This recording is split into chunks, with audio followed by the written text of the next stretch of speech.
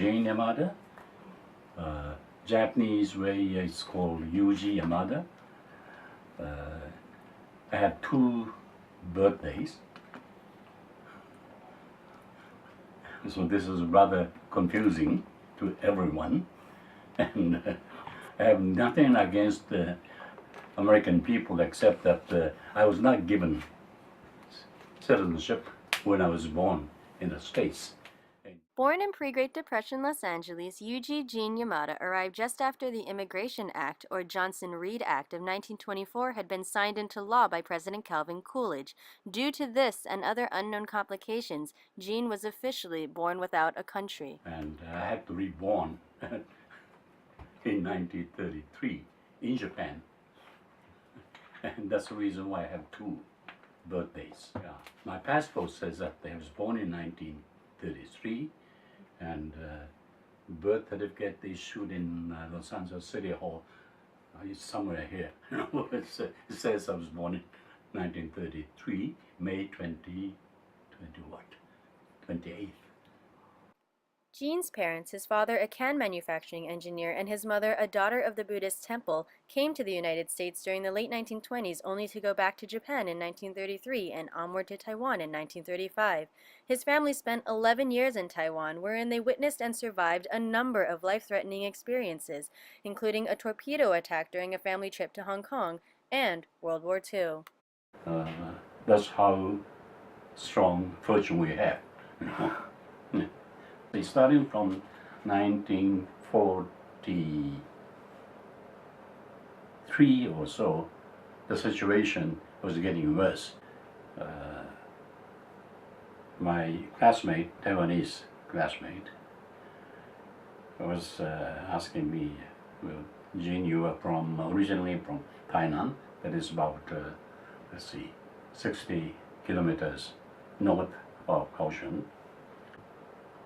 We didn't get the permission from our parents, so it's in a sort of incognito type of escapade, so to speak. Then I think less than 20 minutes after the start of the train, then the Japanese military police came and said it's get out of the train because American fighters are coming in, and so it's not safe to say.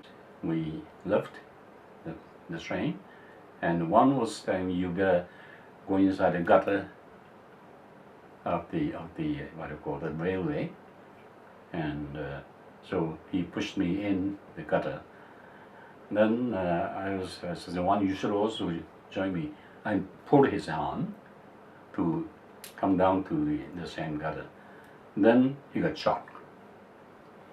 His warm blood shed is coming down from my left hand because I was trying to pull him in, and I didn't know what to do now because it's a sad thing. After World War II, Gene and his family returned to Japan not even eligible for rationed foods due to their absence from the country during the war and therefore absence from any distribution lists.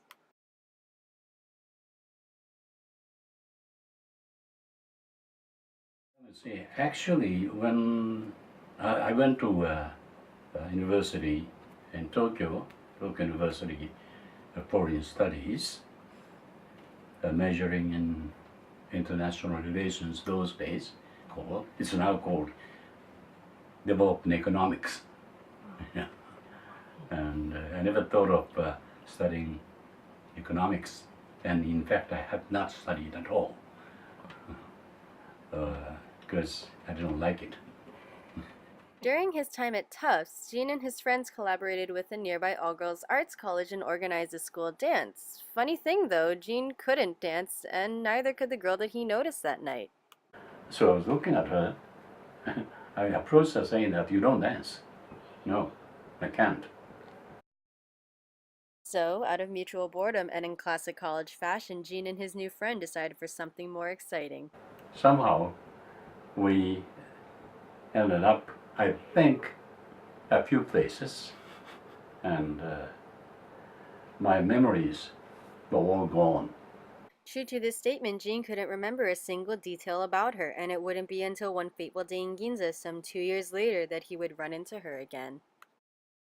Back at school, despite being rather unmoved by the prospects of international relations and economics, during his final year, Jean was convinced by friends to take a recruitment exam offered by Tufts Japan Productivity Center, or JPC.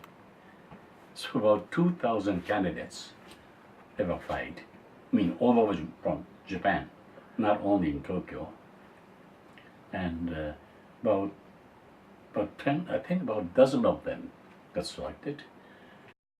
Because he had originally been roped in by friends, Jean didn't want the job, but when confronted by the JPC president, the following conversation ensued.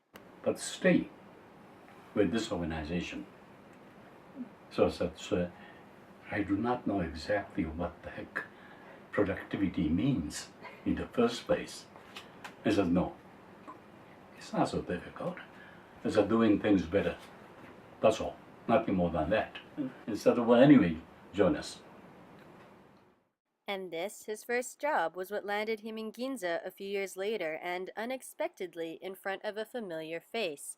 After spotting each other at opposite ends of the Yonshome crosswalk, Jean and Kimiyo exchanged contact information and remained in touch even through Jean's first business trip abroad.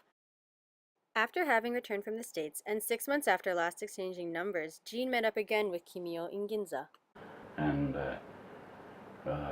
went to, I think, a restaurant on the Matsuya department store. So I was fumbling my pocket, and I had the one piece of chewing gum, a regular chewing gum. I wanted to find another one, but there was only one piece. So I broke it into half. Yes, you wanna have one? No. He says, okay. So I said, you wanna marry me? She said, huh? Only chewing gum? No. Because I have nothing more to offer. No. So that's how we ended up. No. Jean went on to have an incredibly successful career as an international civil servant, spending nearly 50 years with a global organization known as the Asian Productivity Organization and speaking as a guest lecturer after retirement. He currently resides in a 100-year-old home tucked away in Yotsuya Sanchome.